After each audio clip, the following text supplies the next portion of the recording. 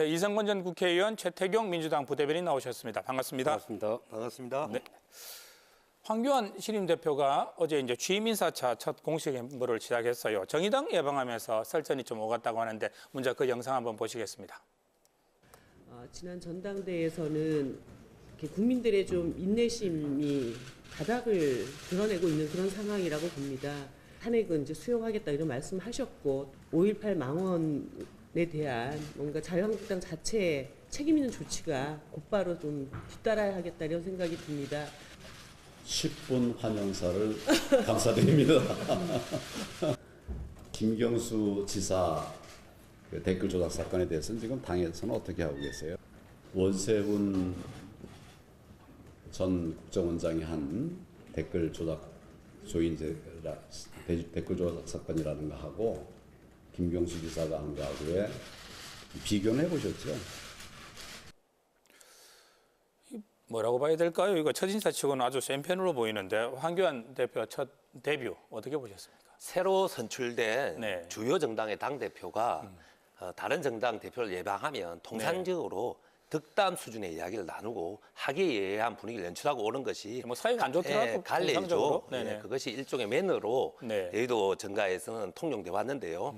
전혀 그런 분위기가 연출되지 않았었죠. 네. 이정미 정의당 당대표의 인사말이 끝나고 난 뒤에 10분간 연설을 잘 들었다. 네. 감사하다. 이렇게 말씀을 하셨는데 이것이 네. 진짜 감사인지 비꼬는 말인지는 네. 그 뒷말에서 곧 드러났죠. 드루킹 김경수 댓글 조작 사건을 언급하면서 네. 원세훈 전 국정원장의 댓글 사건과 비교해 보았냐고 네. 포문을 열은 거죠. 그런데 사실 이 발언은 어마어마한 무례와 무지를 담고 있고 어떤 측면에서 그렇습니까? 무례하고 무지한 네. 용감무쌍한 발언이었다고 생각합니다. 그래서 저는 어마어마와 용감무쌍을 합쳐서 어마무쌍한 발언이었다고 생각합니다. 예, 알겠습니다. 그런데 네네. 왜 그러냐면 두 네. 가지 측면에서 그렇습니다. 민주당에는 김대중 대통령과 노무현 대통령이 계십니다. 네네. 그럼 정의당에는 노회찬이 있다고 말해도 가정이 아닙니다. 네. 노회찬 전 국회의원은 정의당의 정신적 지주입니다. 네. 이것은 정의당이 큰 결례를 한 것이다. 네. 얼마 전에 노회찬 전 당대표가 죽음에 네. 이르렀는데 그것을 상기시킨 것은 큰 신뢰를 한 거고. 알겠습니다. 그리고 제일 중요한 네네. 거는 네. 이정미 중요한 게 계속 당대표 나옵니다. 네. 10분 이야기하지 않았습니다. 네. 5분 36초 이야기했습니다. 아, 그거 확인. 상대의 말에 귀를 기울이는 습관. 네. 상대의 말에 귀를 기울이지 않으면 그 말이 아주 길게 느껴집니다. 손뼉도 마주쳐야지 소리가 나듯이 네. 황교안 대표만 그런 말을 한 게 아니고 먼저 이정미 대표가 상대 당의 아픈 부분을 한 번 더 찔렀죠. 거기에 대해서 나름대로 대응을 하다 보니 그런 양상이 나타났다고 생각을 합니다. 근데 아쉬운 점은 어쨌든 첫 상계에 있는 만큼 좀 더 포용적인 태도로 나아갔으면 더 좋았겠다라는 생각은 물론 합니다. 그런 점에서는 좀 아쉬운 점이 있는데 아무래도 정치 초년생이다 보니 네. 그런 경험이 부족해서 나오는 거다라고 좀 이해를 하면 될 것 같고 어제 또 하나의 또 이벤트가 있었지요. 일단 한국당 당직 인선 발표가 됐는데 대부분 친박 인사들로 좀 분석이 되고 있어요. 그래서 뭐 혹자는 무난한 인선이다. 뭐 이렇게 이야기하는 사람도 있는 반면에 도로 친박당이 된 거 아니냐 이런 평가도 있습니다. 두 분 이거 어떻게 보셨습니까? 무난하다고 평가를 하는 이유는 네. 뭐 당내 지지 기반이 없는 황교안 대표의 입장에서는 선거 때 네. 친박들이 적극적으로 도움을 줬기 때문에 그것을 무시하고 인사를 할 수는 없을 겁니다. 네. 그런 의미에서 친박을 중심으로 한 중용이 이루어졌다는 점에 대해서는 동의는 하지만 네. 지속적으로 선거 기간 동안에 황교안 후보자가 당시에 주장했던 게 국민통합입니다. 네. 국민통합에 앞서서 얘기했던 게 보수 대통합을 얘기했고 네. 보수 대통합을 앞서서 얘기했던 게 당내 통합을 얘기했습니다. 네. 결국은 가야 할 길은 내부 통합과 그리고 보수 대통합, 국민 통합인데 네. 첫 인선을 통해서 내부 통합의 모습을 감동적으로 국민한테 보여줘야 되는데 그 점에 있어서는 보여주지 못했다. 첫 단추도 잘못 끼운 거 첫 아니냐? 단추가 조금은 어긋나게 끼워졌다라고 알겠습니다. 말을 할 수 있을 것 같습니다. 어떻게 보셨습니까? 사무총장, 전략기획 부총장, 네. 대변인 두 사람, 네. 그리고 당대표 비서실장 네. 이 5명이 제일 중요하죠. 5명 모두가 친박이고요. 더 중요한 것은 이 5분은 결국은 저 내년 총선에 공천까지 영향을 미치는 자리라고 봐야 그렇죠. 되겠죠? 핵심 요직이고요. 네네. 그리고 특히 전희경 대변인 같은 경우에는 네. 단지 친박일 뿐만 아니라 그 5.18 망언을 이어오는 자유한국당의 극우 정당화. 네. 예, 그리고 전희경 씨는 누구나 자유한국당 국회의원들도 인정합니다. 자유한국당 전체에서 가장 오른쪽에 서 있는 분입니다.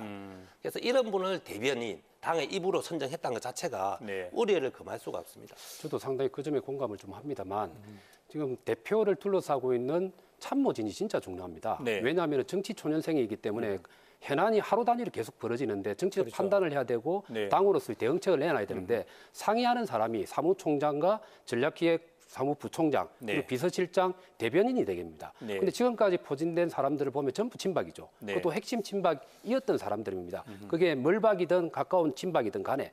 그럼 네. 이 사람들의 사고방식은 그 유사하다고 봐야 됩니다. 그럼 지금까지 자유한국당이 가지고 있는 한계를 네. 과연 앞으로 넘어설 수 있느냐에 대해서는 조금 우려스러운 점이 있다. 이현석 의원 비서실장이 됐고 또뭐 상임특보단장의 이진복 의원 그리고 김선 의원 뭐 친박은 아니지만은 네. 또 여연 원장도 되셨고요. 조경태 최고위원 뭐 지금 최고위원회 또 이번에 됐단 말이죠. 조경태 의원은 어떻습니까? 이렇게 부산 인사를 중용하는 이유. 결과적으로 봤을 때는 중용이라고 볼 수가 있을 것 같고 자력에 의해서 또 최고위원에 네. 진입된 조경태 뭐 최고위원도 있겠지만 네네. 전체적으로 봤을 때는 비중이 좀 많아졌습니다. 네. 아마 그게 내년 총선에 있어서 부산을 격전지로 바라보고 있는 그 당 지도부의 의중이 깔린 거 아니냐. 네. 그래서 지금까지 18개 선거 중에서 6개의 선거구가 네. 민주당에 넘어가 있습니다. 네. 만약 내년 총선에서 과반 이상을 민주당에 뺏기게 되면 네. 다음 대통령 선거에서 희망이 사라지게 되는 거죠. TK를 지키고 PK에서 더욱더 자유한국당의 의석을 늘리는 것이 네. 대선을 치르기에 유리해지겠죠. 그런 의미에서 아무래도 부산 쪽을 좀 많이 등용한 것 같은데 네. 이게 사실은 다음 총선에서 먹힐지 안 먹힐지에 대해서는 좀 조금 의구심이 있습니다. 집권 여당일 경우는 네. 지역 출신 인사가 당 지도부에 많이 들어갈수록 네. 지역을 위한 예산 확보가 좀 더 쉬워집니다. 네. 그러니까 먹혀들게 되죠. 근데 야당일 경우에는 그렇지는 않습니다. 야당의 네. 총선 전략은 끊임없이 새로운 인물과 경쟁력 인물을 발굴해서 여당의 인사하고 다른 경쟁력 있는 선물을 그러니까 인물 경쟁을 가져가야 되는데 여야는 전략 선수를 달라야 전략이 다른 되는데. 거죠. 근데 네. 지금 사람이 그러니까 기존의 인물들을 중용하면 할수록 네. 그 사람들을 배제 못하게 되잖아요. 새로운 인물을 기용 못하게 됩니다. 네. 그런 딜레마에 빠질 가능성이 높다. 상교안 대표가 진짜 주변에 네. 참모가 있다면 내년도에 부산 경남 네. 인물 교체를 어떻게 해서 잠시남을 유권자들한테 보여줄 거냐 네. 이렇게 접근해야 된다고 저는 생각합니다. 알겠습니다. 저 이야기에 동의하면서요. 네네. 동의하는 부분이 많이 있고요. 사실 이번에 조경태 의원이 최고위원회 자력으로 당선되었고 네. 이현성 국회의원 정도가 대표 비서실장이 되었기 때문에 필요한 배치는 끝났다고 볼 수 있어요. 네. 하지만 굳이 부산 경남민들한테 추가적으로 중요한 모습을 연출하기 위해서 네. 뭐 이진복 씨나 김세현 씨나 이런 분을 숫자를 더 늘린 것 같아요. 그래서 역으로 굉장히 불안해하고 있구나. 자유한국당이 부산을 사수하는 것에 대해서 자신감을 잃고 있지 않는가. 사실은 뭐 노무현 전 대통령부터 지금의 문재인 대통령까지 부산이 뭐 지금 여당의 근거지기도 하고 노무현과 문재인의 고향이 부산이기 때문에 네. 굉장히 속으로는 자신 없어 하고 있다고 저는 그 반로라고 생각합니다. 알겠습니다. 질문은 지금 바른미래당 예방 쪽으로 넘어가 보겠습니다. 황교안 대표가 손학규 대표 예방한 자리에서 손학규 대표께서 조금 날선 반응을 보였다고 할까요? 예, 영상 한번 보시겠습니다. 정당과 정당 간에 존중을 해주고 예우를 해주고 그래서 이제 황 대표께 무슨 당대당 통합 이런 얘기 함부로 하지 마. 두 분 사실은 뭐 경기고등학교 선후배로 제가 이야기를 듣고 있는데 어떻게 보셨습니까? 저 대목. 아니 뭐 예우를 운운하기 전에 냉혹한 정치 현실이죠. 사실은 당대당 통합이 크게 네. 이슈가 된 적도 없습니다. 그 정치권과 언론에서 네. 해자되고 있는 이야기죠. 솔직히 뭐 있는 그대로 얘기를 드리면 바른미래당은 당의 노선, 그러니까 네. 독자 노선으로 갈 거냐, 보수 대통합의 길에 갈 거냐에 대한 노선의 차이가 분명히 존재합니다. 보수냐 진보냐의 차이도 존재하고 그래서 혼란스러워하는데 이걸 정리하기 위한 도정에 좀 올랐었다. 네. 그래서 아마 본격적인 노선과 정체성 투쟁이 시작이 될 거고 빠르면 이번 주 금토일, 네. 금토 이틀간에 걸쳐가지고 현역 국회의원과 전국에 있는 지역위원장 합동 워크숍을 합니다. 바른미래당에서요? 이때 노선 네. 투쟁이 점화가 된다고 보셔야 됩니다. 그래서 이 결과가 시간이 네. 오래 걸리겠지만 이 결과에 따라서 네. 당대당 통합이 이루어질 수도 있고 네. 이루어지지 않을 수도 있다. 근데 네.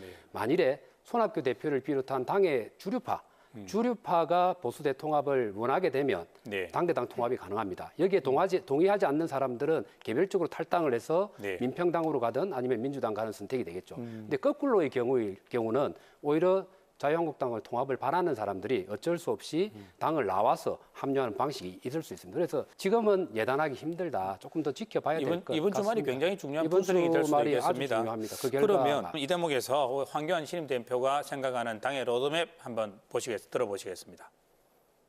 문재인 정권의 실정을 국민들에게 바로 알리는 그런 과제를 수행하겠습니다.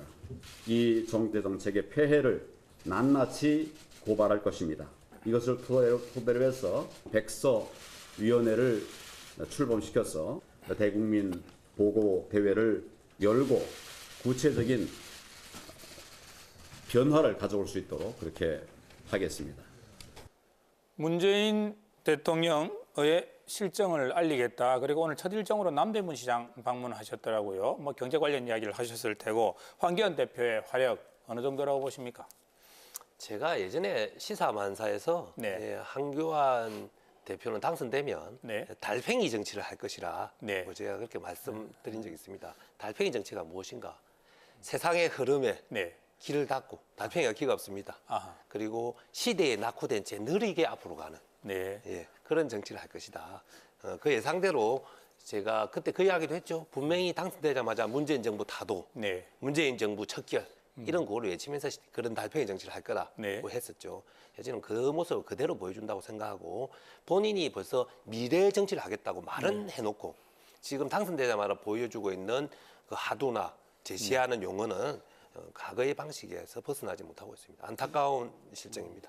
뭐 황교안 대표의 활약이 어느 정도 될지 안 될지는 조금 더 긴 시간을 지켜보고 난 다음에 판단할 수 있을 것 같은데 적어도 방향과 관련해서는 네. 크게 어긋나지는 않다고 생각을 합니다. 최고위원회에서 당의 운영과 관련된 또 현 정부에 대한 비판의 방향을 뭐라고 얘기했는가 하면은 경제와 민생과 안보 세 가지 축을 얘기했습니다. 네. 바른미래당도 동일한 생각을 가지고 있습니다. 이 정부가 출범하자마자 소득주도 성장론을 통해 가지고 경제 성장도 일궈내고 그리고 또 양극화, 소득 격차를 해소해서 민생이 편안하게 만들겠다고 얘기했죠. 경제 성장과 민생 두 가지 토끼를 잡겠다고 했는데 실제적으로 결과가 어떻게 됐는가 하면은 어제 발표가 났습니다. 작년 1년간의 경제 성장률이 2.7%로 5년 만에 최저치를 기록을 했습니다. 또 작년에 소득 격차는 19년 만에 최악의 상황으로 발생했습니다. 소득주도 경제 성장이 실패했다는 걸 얘기하는 거죠. 그래서 이 부분에서 고통받고 있는 사람을 대상으로 한 공격을 할 수밖에 없습니다. 그런 차원에서 황교안 대표가 아마 오늘 남대문을 방문했을 거라고 생각을 네. 하고 방향은 맞다. 물론 걱정스러운 부분도 있지만 네. 그래서 경제 현황에 대해서는 여러 가지 분석이 가능합니다. 하지만 알겠습니다. 제가 말씀드리고 네네. 싶은 거 한 가지는 왜 일자리 문제, 소득 양극화 문제 이런 문제를 구체적인 실정적인 실용적인 경제 용어로서 이야기를 해야 되는데 네. 황교안 총리가 하는 이야기는 어떤 이야기냐면요. 좌파 경제, 대국민 보고에서 투쟁하겠다. 이런 그 실용적인 정말 실질적인 이야기가 없이 네. 과거의 이념 전쟁 비슷한 용어를 계속 사용하고 있다는 겁니다. 선동적인 표현만 사용하신다. 그래서 제가 아직 네. 공항검사 티를 못 벗다고 알겠습니다. 이야기하고 있는 겁니다. 예. 그 부분에 잠깐만 좀 덧붙이면 저도 그 점에 대해서는 그 일리가 있다고 생각합니다. 너무 이념적이고 그리고 상대를 프레임에다 가둬놓는 네. 방식의 싸움은 국민들만 피곤하게 하고 생산적인 결과를 못 만든다라는 점에 대해서는 동의를 하고 근데 똑같은 방식은 민주당이 쓰고 있습니다. 그래서 저는 뭐 제3당에 소속돼 있어서 그런지 모르겠지만 우리 한국 사회 정치 뱅패는 양 정당이 만들고 있다. 그래서 같이 좀 반성을 해달라. 그 말씀을 꼭 좀 덧붙이고 싶습니다. 알겠습니다. 둘 다 반성하자. 우리 정치인들이 또 혹은 다 반성하자. 뭐 이런 이야기도 될 수 있을 것 같습니다. 어쨌든 3월 임시국회가 한국당의 복귀선언 그리고 바른미래당의 복귀선언으로 어렵사리 열리게 되었습니다. 국회의장 이야기 한번 들어보시죠. 진실로 결단해 주셔서 고맙고 싸우더라도 국회 안에서 싸워야 된다라는 얘기를 늘 하는데 이제 본격적으로 싸움이 시작됐다는 측면에서 대장님들이 가슴이 좀 두근두근 하실 가능성이 아주 높아지는 그런 경우입니다. 그야말로 황교안, 나경원 이 두 사람의 정치력을 평가하는 첫 무대가 되지 않을까 싶습니다.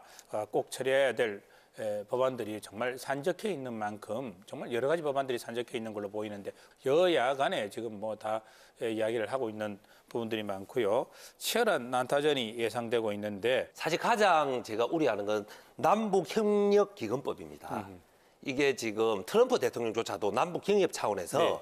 문재인 대통령과의 통화 속에서 양해를 한 부분이긴 한데 아마 이것을 또 남북 경협을 발목 잡는 퍼주기 예, 문제로 바라볼 수 있으니까요. 그 300억 네. 단위 사업 300억 단연 동안 2년을 거쳐서 사용될 때 500억 이상. 일 경우에는 국회에 일일이 결재받고 하라고 하는 이런 지금 법안을 자유한국당이 내놨는데요. 네. 이것이 또다시 정쟁의 장, 정쟁의 도구로서 전락하지 않을까. 알겠습니다. 그 문제는 그게 참 걱정입니다. 다시 이야기를 또 주고받겠고요. 이번 3월 국회 뭐 그야말로 깜깜이 국회, 사전에 논의되고 협의된 예. 것이 하나도 없는 그런 국회가 지금 되는 상황인데 예측하기 힘듭니다.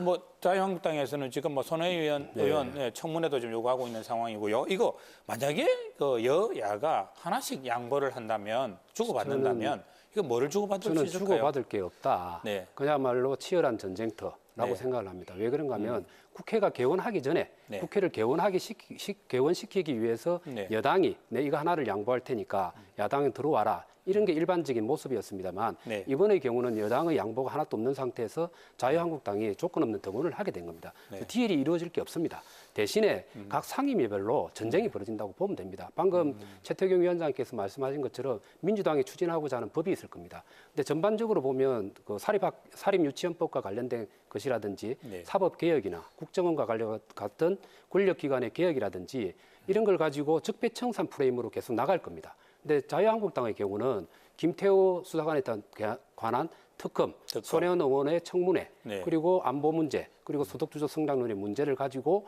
이 정부의 무능과 부패 프레임으로 싸우려고 할 겁니다. 네. 우리 지역 현안들도 지금 여러 가지 지금 국회에 계류 중입니다. 지금 지역과 관련해서 어느 하나 소홀히 할 수 없는 것들인데, 이거 그러면 이런 저 법안들도 이번에 상임위 통과가 쉽지 않겠습니다. 근데 부산 지역 국회의원들이 합심을 하고 네. 또 자유한국당의 경우는 지금 지도부에 많이 들어갔지 않습니까? 네. 그리고 민주당의 경우도 대통령 본인 스스로가 또 부산 출신이고 네. 그런 측면에 봤을 때 부산 지역 현안과 관련해서는 여야가 없을 거다. 네. 협력을 하면 방금 모니터에서 나온 법안 중에서 통과 가능성이 제법 있는 부분이 보입니다. 예를 들면 스마트 도시 조성법 같은 경우는 이 정부가 추진하고 있는 법입니다. 그야말로 그러니까 4차 산업혁명 시대에 맞게 스마트 도시를 만들겠다 해서 대통령이 직접 부산에 내려오기도 직접 하셨죠. 내려오셨죠. 네네. 세종하고 부산이 지정돼 있기 때문에 네. 국가에서도 투자를 하지만 민간 차원에서 투자가 원활하게 이루어지도록 하는 그런 법률안입니다. 그래서 이 정도는 타 지역의 의원들도 동의를 할 거라고 생각을 하고 그리고 항만법 역시 아까 우리 진행자께서 미세먼지 얘기를 많이 했습니다만 부산 지역의 미세먼지 발생의 51.4%가 네. 항만에서 발생합니다. 선박이라든지 항만에서 발생하기 네. 때문에 그 배에서 나오고 있는 그러니까 그게 화석연료를 사용하고 있는 배로 인해서 미세먼지가 네. 발생이 되는데 벙커 CU를 맞습니다. 사용하니까요. 정박돼 네. 있을 때는 육상에서 전원을 공급시켜서 공회전을 안 시키겠다는 겁니다. 그런 의미에서 저런 법안은 국가 전체적으로 이해관계가 맞물려 있기 때문에 충분히 통과 가능하다라고 예상을 할 수가 있습니다. 아니 지금 부산 국회의원분들이 지금 내놓은 5개 법안이 아주 훌륭한 법안입니다. 네. 꼭 필요한 뭐 여야를 법이고. 가릴 것 없이 저는 분명합니다. 앞에서도 이야기했지만 박재호 의원의 스마트 도시 조성법 네. 이거 꼭 필요한 법입니다. 민간의 창의성과 자본이 투여되지 않고는 스마트 도시를 네. 이룰 수 없고 지금 그래서 스마트 시티 융합 얼라이언스 발족시까지 했죠. 그래서 이게 가장 중요하다 보고요. 또 하나 저는 자유한국당 의원이지만 모처럼 칭찬해주고 싶습니다. 김도읍 의원. 네. 항만법. 정말 항만법이 필요한 법. 모처럼 두 분의 의원이 100% 지금 일치하고 있습니다. 미세먼지를 이 법안은 고통받고 정말 기록을 잘 해놔야겠습니다. 내치되고 아까 수치 잘 설명해 주시는데 한 가지만 추가로 하면요. 네.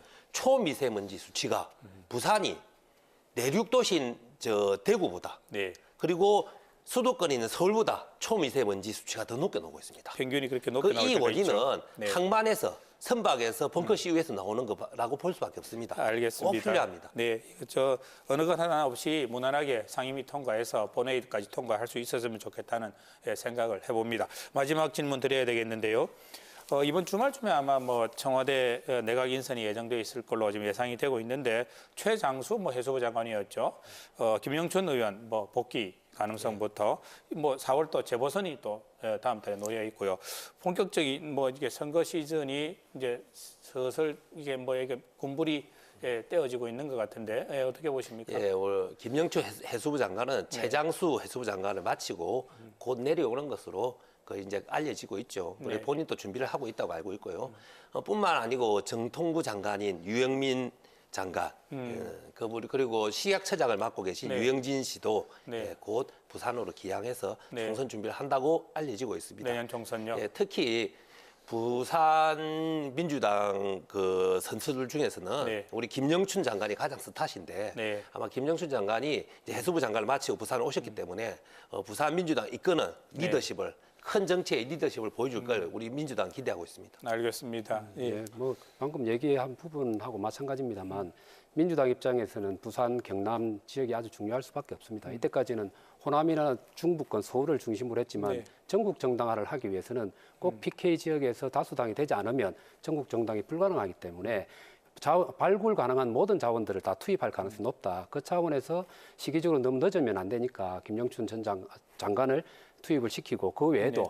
방금 말씀하신 두 분도 있고 저는 제가 볼 때는 청와대에 있는 민정수석을 하고 있는 조국 수석이나 네. 또 윤건영 그 정부의 또 실장을 맡고 계시는 분 이런 분들을 대거 차출해서 나중에 내보내지 않을까 그런 생각을 합니다. 이에 맞추어서 보수 정당들이 제대로 된 인물 발굴을 하지 못하면 네. 민주당의 구도대로 흘러갈 우려가 높다. 그런 면에서 보수 정당들이 긴장을 해야 되지 않을까 그렇게 생각을 합니다. 조국 수석은 본인이 정치할 마음은 하나도 없기 때문에 네, 알겠습니다. 근유하고 싶은 우리의 입장에서 굉장히 죄송한 두고 마음입니다. 봐야죠. 예, 참, 이 여야 간의 예, 우려와 기대가 예, 뭐 한쪽에서는 그게 우려가 될 테고 한쪽에서는 그게 또 기대가 될 테니까요. 예, 교차하고 있는 상황이 아닌가 싶습니다. 예, 오늘 토론 임해 주셔서 고맙습니다. 감사합니다. 감사합니다.